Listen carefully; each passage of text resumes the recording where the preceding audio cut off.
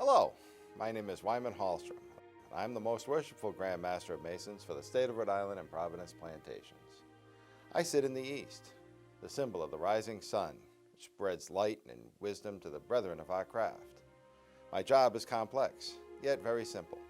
It is to keep true the Masonic principles of the lodges within our jurisdiction. You may ask why the term most worshipful. Well, in ancient times, worshipful was a term used of honor among the people. I am the most worshipful, as this is the highest office in the state of Rhode Island. In addition to being Grand Master, I have a day job also. I'm a milkman. But Masons all over the state have day jobs, and you may know some of them that you don't even know are Masons yet. The membership requirements are simple. You must be a man of 18 years of age, you must believe in a supreme being, and most importantly, you must have a good character. Freemasonry is an ancient fraternal order with roots in medieval stone guilds. The craft has evolved in a social group where like-minded individuals can meet and exchange ideas while still learning from rituals and symbols of the past.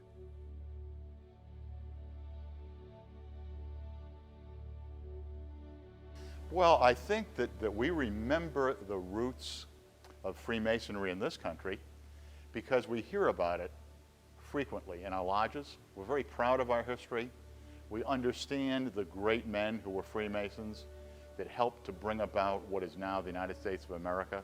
And you know, going back and thinking about it, you see how many of the great people we know were Freemasons. And it always struck me as something that I wanted to be a part of. And since joining, Freemasonry has actually been one of the high points of my life. The history of Freemasonry in Rhode Island dates to 1749, when the petition was granted for the formation of St. John's Lodge, Newport. The first meetings were held in the council chamber of the old State House. By 1757, the charter was granted for St. John's Lodge, Providence. However, both of these bodies eventually became dormant during the period of the American Revolution. Members of the craft, though, were actively engaged in the War of Independence.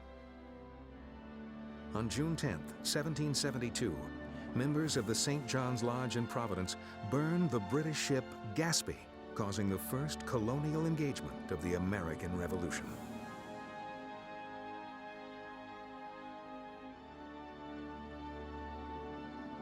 The night you come to the lodge, you don't know what to expect. It's all new, it's an adventure.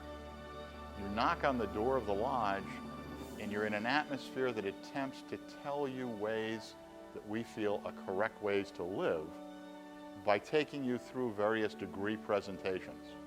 Blue Lodge is attempting to take a man that may be a good man and remind him of those things that will make him a great man. I joined in 2010. My wife was terminally ill, and I had spent the last several years taking care of her. And what happened is she was realizing she wasn't going to be around an awful lot longer, and she started on her own looking for things for me to be involved with and show the same amount of care and passion that I had for taking care of my family.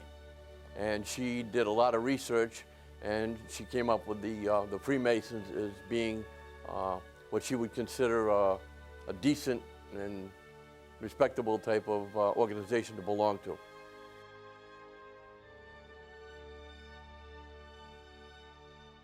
I'd like to talk a little about the history of the lodge. It was founded in 1796. It was founded mainly by ship's captains. Of the 58 members, 21 of them were ship's captains. When we were going to build a building, we were very fortunate that one of them managed to obtain the timbers from one of the sunken ships in Newport Harbour, reputed to be one of the English frigates. This was floated up the bay and was used, and a couple of years ago, examining it, we found that the timber was in still perfect condition. Washington Lodge is rather famous for a number of murals that are on the walls of our lodge room. They were painted in 1915 by Max Mueller, who was a graduate of RISD.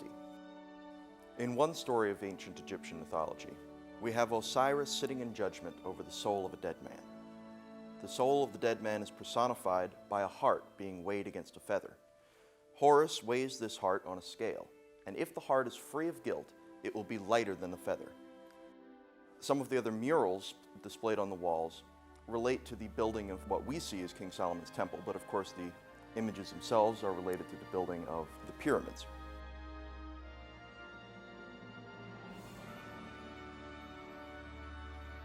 Scottish Rite is one of the organizations beyond the Blue Lodge that offer additional degrees in Freemasonry. We all know that the highest degrees in Freemasonry are those given in the Blue Lodge. Scottish Rite offers 30 additional degrees, the last of which is a 33rd degree. That degree cannot be applied for. It's awarded by unanimous vote of the Supreme Council, and it's a mark of distinction for Scottish Rite Masons. The Scottish Rite degrees emphasize the core values of the Scottish Rite Fraternal Organization: reverence for God, patriotism, tolerance, justice. Essentially, they're the core values of our fraternity. Those kinds of ideals that every man should adhere to make themselves a better person.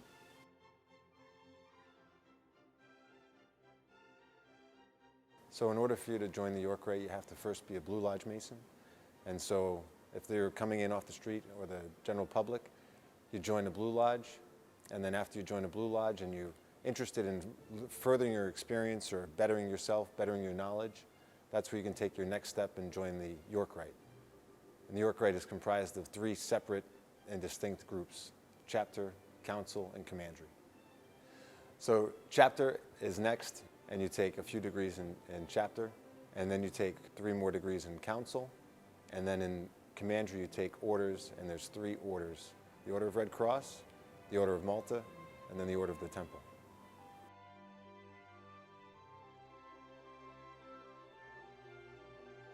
In order to become a Shriner, you have to be a Master Mason in good standing. I always envision a wheel with a hub in the center of it, and Freemasonry is the hub, and all the offshoots are the different concordant bodies, and the Shriners are one of those concordant bodies under the umbrella of Freemasonry. It actually began in New York City in 1872. Mecca Shriners were the first temple to come into existence. A group of Masons from New York decided to start a social club, is essentially the way it originated. The idea caught on. Masons from all over the country and now all over the world decided to become Shriners and have a little fun. But like Masonic charities, the Shriners also have their own charities, which is the children's hospitals. There are 22 Shriners hospitals in the world right now. Everything from burns and orthopedic care to spinal injuries and cleft lip and palate repair. The International Order of the Rainbow for Girls is a service organization for young ladies ages 11 through 21, and we teach girls skills that they can use later in life, such as public speaking, how to run an event, and how to present yourself in front of a crowd.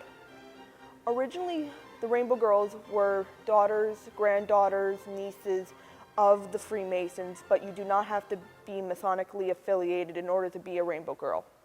The most valuable thing that I've found that I've gotten out of Rainbow is the amount of friends I have made throughout the order, just not in my own state, but throughout the world. DMLA is a youth group sponsored by the Masons in Rhode Island. We have boys ages 13 to 21. We often meet in Masonic temples where the Masons meet, and we're exactly like Masonry in the fact that we try to live our lives a little bit better. We donate a lot to charities, and we get the boys ready for their experiences as adults. It is organized pretty much the same as any other youth organization. In order to become a member, you have to be a boy of good standing, no felonious charges. But most everyone is accepted as long as they believe in a higher power. DMLA raises funds for organizations such as Jillian's Teams, Diabetes for Children, and other such organizations. DMLA also participates in active community service at places like soup kitchens and just in local community events.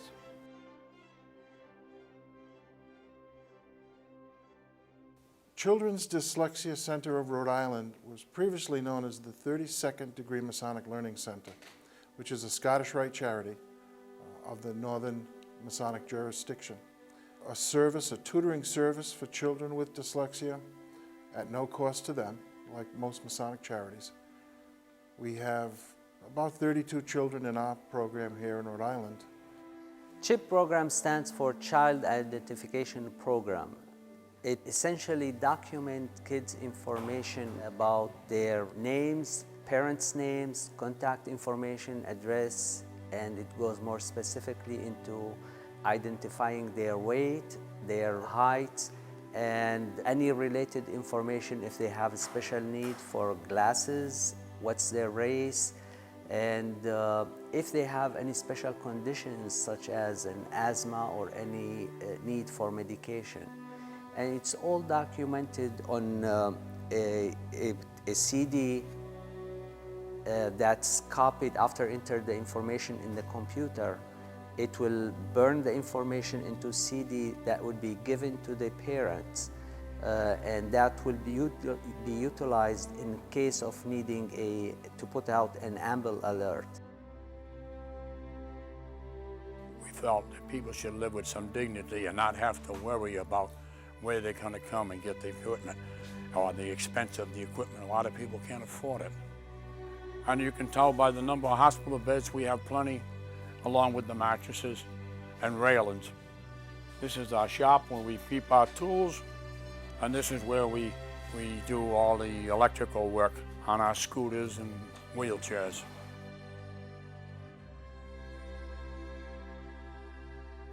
You know, there's a lot of things in life that we all do perfectly well, and there's a lot of things that some of us don't do well.